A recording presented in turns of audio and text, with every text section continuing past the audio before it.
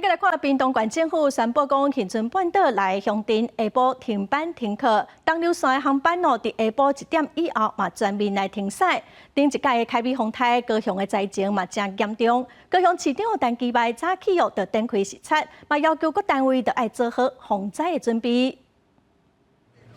民众来到东流线码头等船班，山土尔风台要来啊！屏东东流线公营交通船30下晡1点开始停航，部分民营业者的最后一班船嘛有变动，业者赶紧将物资送上船，民众嘛赶紧坐船要回去。 我原本就预计今天早上回来，只是我们又提前赶早一班的船搭回来。船只需要做那个靠泊的准备，所以我们会将末班船就是停驶。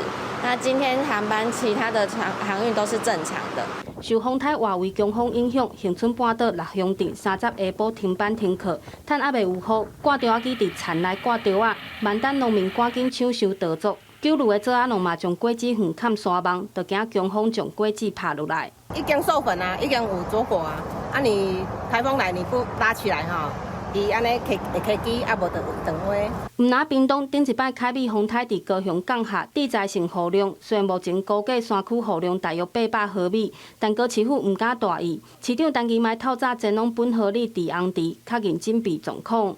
有可能造成积淹水的区域。